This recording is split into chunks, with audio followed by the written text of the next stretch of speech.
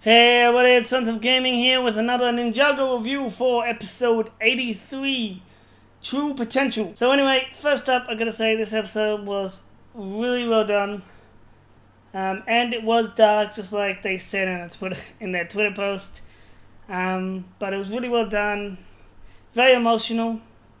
I didn't cry physically, but I did get sad. I did feel for it. The music was thanks to that, which the music was actually was the music from the Tournament of Elements when Garmadon sacrificed himself.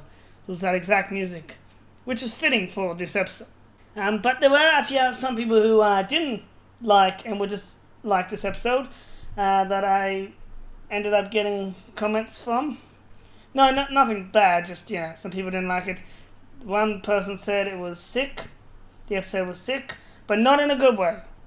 He said he didn't like it because he thought it was disgusting. Granted, it's Lego. I've seen way more disgusting things than this episode, but I can see where it's coming from, especially with Garmadon. But anyway, you can't please everyone. As much as you want to, you can't. It's impossible. So anyway, this episode basically starts off probably a few hours like the next day, or actually a few hours because after the last episode. So basically we have two trashmen who are cleaning up in an alley when they hear a voice. And, the voice is obviously Garmadon. And in what he's saying, basically on repeat, is she calls me, which is, basically he's looking for the one who summoned him back when the department. That obviously happens. The trashman obviously run off because, well, when you hear a strange voice, you don't go towards it, you run away. So anyway, we move on to the next day where we're at the police precinct, the place where the police hang out, eat their donuts, drink their coffee. And we are we're in a interrogation room with Hirumi, and, the chief and all that are basically trying to get answers or something. I don't know why they just don't put her in prison. I mean, they've stopped her. They know what she was planning. There's nothing really to interrogate. But anyway, while a garbage truck comes speeding towards the precinct, with obviously Lloyd comes out of the wheel because, who else would be, speeding a garbage truck? So back in Humi's the room with Humi in it, we basically hear noise where the cops obviously being attacked by Garmadon. Then the chief gets thrown through the door into the room. Humi looks at the entrance and sees Garmadon. She obviously smiles because she freed him and now she can complete her plans. But in saying that, she also kind of demands a lot because when she says that, she also says, "Free me." Now, free me. It's like, wow, bossy much? Tell you one thing, I feel like Humi just gets eviler and eviler. And I know there's no word, but I'm just saying it to say how bad she is. Like, she keeps getting eviler and eviler. So, words.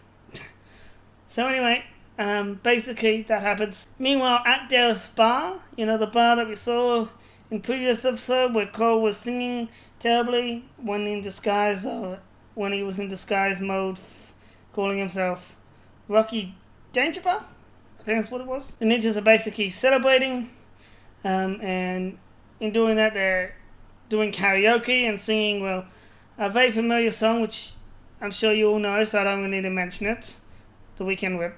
And but also at the same time, Lloyd isn't really celebrating. He's basically brooding, like Batman would. Yes, I mention Batman in a lot of my stuff because I am a Bat fan. So, but basically he's still dealing with the fact that Humi betrayed him. That this is all about his father.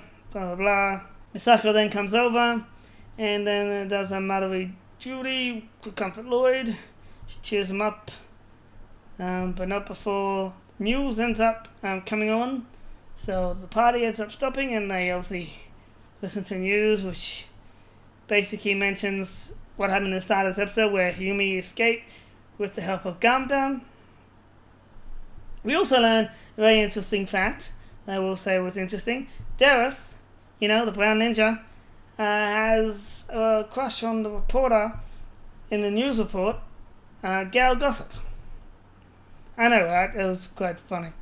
So, yeah. So anyway, the ninjas are organized to have Misako take Baby Wu. And that's what I'm calling him from now on. I like that, Baby Wu. That's his name. Take him to safety. Basically, Dale's apartment.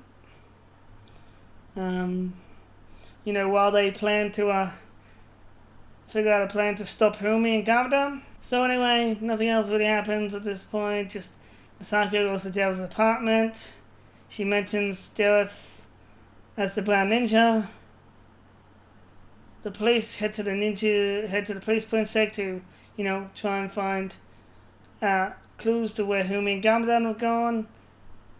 While there, they see another news thing based on Humi and Garmadon, saying they have broken into Kryptonian prison. The prison from Shadow of Ronin that appeared then first and then has now been a big part of Ninjago. They also went to prison there. So anyway, we arrive at the Kryptonian prison with Humi, who has taken over it and thrown out the warden and all his officers. And the Sons of Garmadon basically taken over and turned that into their base of operations. Now, I will say, where are the other prisoners? There were other prisoners in there, like that giant stone warrior, which still doesn't know how he got there, but anyway, because he fell down a bottomless pit, but he was there. Well, mechanics escaped, obviously, unless he ended up, I don't know. But, where are they all? There were lots of other prisoners in there. Where are they? And they wouldn't all join the Sons of Garmadon because, not all criminals get along. That's why there's a lot of criminal fighting in stuff, in shows and all that, because criminals don't get along with each other. But anyway, logic is better. So basically, they take over. Humi gives a very good speech, I gotta say. Even though she's evil, she gives a pretty good speech to her followers. I mean, I thought the speech was really well done. She knows how to give speeches. And then introduces Lord Garmadon, which this is when we kind of get our first look on his, what he looks like, what his body looks like. Basically, those who got the set would know what he looks like already before this scene. But basically, he's like a zombie. He's got missing body parts, even worse. Yeah. Anyway, also, he's not. I would say he looks like that mainly because the spell that was meant to bring him back, it didn't get complete. So maybe he wasn't completely brought back, and that's why. Yeah. So anyway, on the bounty, the ninjas are basically, wandering around discussing how they're gonna stop Humi, the Sons of Garmadon, and Garmadon.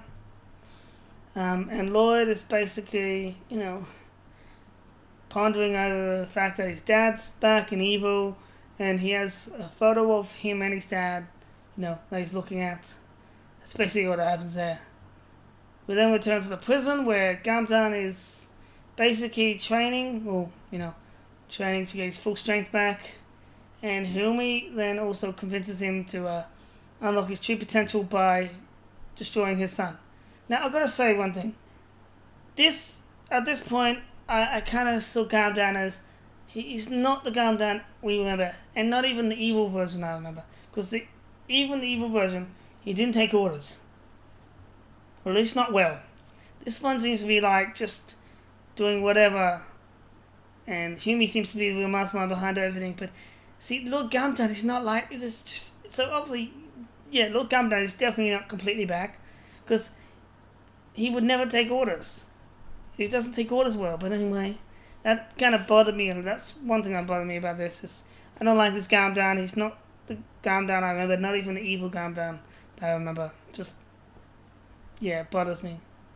So anyway, we return to the bounty, where Nia ends up noticing that the computer on the computer, the navigation is being locked. To what location? We don't know. We don't actually find out. But while she tries to fix it, Lloyd arrives suspiciously. And I say suspiciously because, well, it's pretty obvious that, he's locked the navigation. He then says that, the ninjas are all downstairs. Pixar has an idea on how to thing. Basically, he lies. They arrive down, and at that moment they realize that they've been tricked. Lloyd shuts the door, locking them in, and basically says that he has to do this alone. He has to go face his dad. Basically, he was letting his emotions get the better of him. That's basically what happened, which is not really a good thing, Lloyd. Seriously. So then he returns to the computer where he activates his car. And this scene right here, when he activates his car and the headlights appear and it was parked in the alley, felt very Batman-ish. Because that's what would happen in like a Batman show and all that. Batman's car would be in the alley, the lights turn on, and then it just starts driving on its own towards the destination Batman programs in. So it felt very Batman-ish. And I love that scene because it just made me, as soon as I saw it, like, oh, Batman. So anyway, Lloyd then heads to a closet where he opens it, where there's all these weapons, and he goes to grab the parachute. Now, me personally would have grabbed one of the weapons. I mean, come on, ninja. I want to use the weapons. The weapons are fun, especially the nunchucks and all that. But anyway, he grabs the parachute.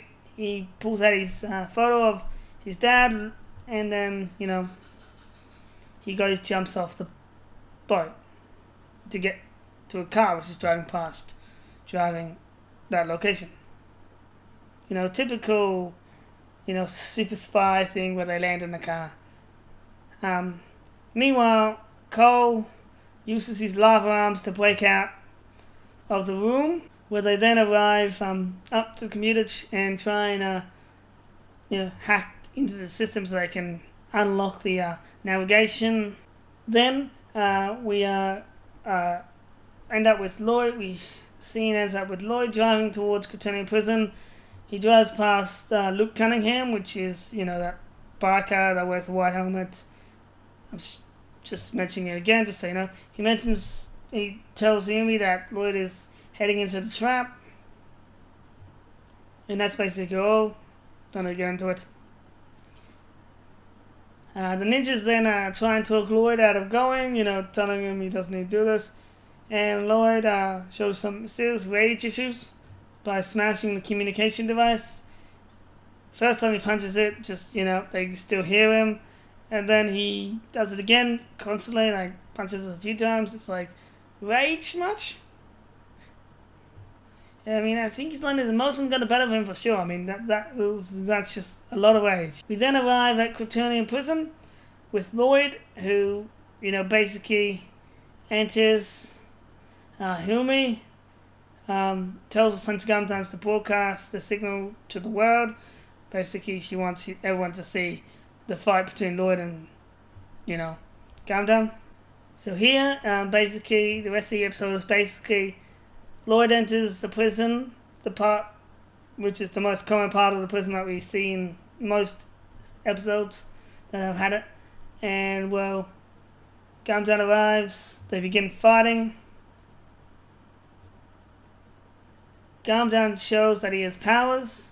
Now this is most likely from the resurrection, because he has not had powers before. No matter what people said, yes, back in the past when it first started, the Spinjitzu sets did say on it, like when you got those Spinjitzu things, the spinners in the very first, when the sets first sets. So I'm just trying to explain it. Those things, yes, it did say Master Destruction, but that was just promotional stunt. He didn't have powers, and he didn't really have powers. They just did that as a promotional stunt. In the show, he never had powers before. Even if in the sets back at the very beginning, it said Master of Destruction, and Will said some stuff. They were just set promotions. They had nothing to do with the series back then. So he has never had powers before. So in this, it was a shock for people who watch the show and all that. But most likely it was from the resurrection. just have to say that now. You're probably going to go in the comments, oh no, this is a thing. And I look this stuff up, okay? And I've been watching the show from the very beginning and look at every detail, so yeah. Anyway, so he ends up with powers. Basically, the powers look exactly like the powers that the Overlord had when he was inside Lord Garmadon in episode 25. You know, that purple powers. And it probably has no connection to it. And it definitely has no connection to it. It just looks like it. Because, well, he's purple. And his cat has to match it. But that's what it looks like. It looks like that power. And the fight, basically, it's similar to that scene, that episode in episode 25. With the Overlord inside Garmadon fighting Lloyd. That's what this fight scene was basically like. So another interesting thing in this fight scene that was very interesting was some stuff. Why Lloyd was fighting, he was obviously holding back because, well, you know, he doesn't really want to fight. It's basically, that's why it's like episode 25, because he doesn't want to, he's holding back just like that. He doesn't want to fight, but yeah. Although he was holding back a little bit more in this too. But anyway, in this scene, we actually noticed something new that is still very confusing and baffled a lot of fans. And this was, every time Garmadon hit Lloyd, everyone noticed Lloyd kept getting this green glowing like shield thing. Well, he obviously wasn't a very good shield because, you know, he was still getting hurt. So it wasn't a very good shield, but, you know, it was interesting, and we still don't know what it was, and I hope they explain it better. They can't just add in this and say it's always been like that, because it's never happened before. So they have to explain why. So no. It's interesting, and I have some theories, and I might make a theory video, so if you want a theory video on this, but yeah. So anyway, thing continues.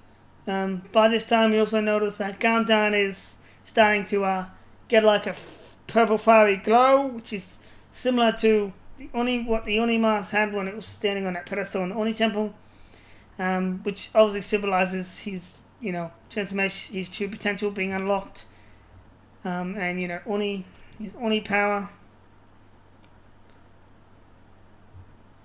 And yeah, so at the end of the fight, just before, you know, Lloyd's beaten completely, Garmadon says, I have no son, which was very emotional for a lot of people. I didn't cry physically, but I did cry this scene on the inside, just not physically. Like, I did feel sad.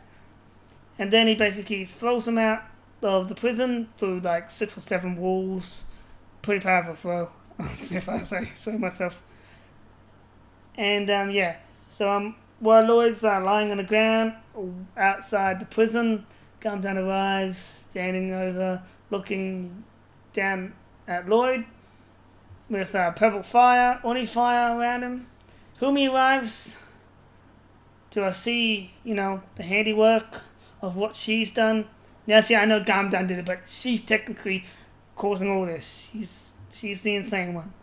Then she basically says, you know, leave Lloyd alive to watch, you know, his father reign, and then also gives him a new name called Emperor Garmadon. So, you know, Star Wars, sue Homie, please sue her. Okay, I want the Star Wars to sue Homie. Not all of Ninjago, just Homie. Please sue Homie. Not the voice actor, the character in the show. Sue Homie for that remark. Now, Star Wars, do it. So, but anyway, basically that happens, and then, you know, they head back inside to prepare for the attack, probably preparing the Colossi, and yeah, then we see Lloyd basically crawling, like he's completely injured, you know, very struggling to crawl. Then he basically pulls out the photo, and with his last breath, now he's not dead because he's in the next episode for one, and yeah, but with his last, you know, breath before he basically goes unconscious and all that, he says, "Father," and then the photo basically flies off, symbolizing that, you know, his father, he's beaten and, you know, he's lost or something. And yeah, so that's basically the episode. Really good episode, apart from a few people who didn't like it. I liked it though, really liked it.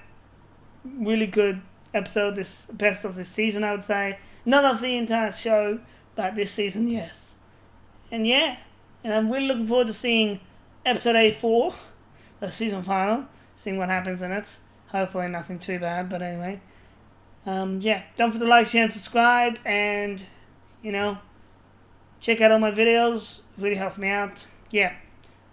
Anyway, see ya.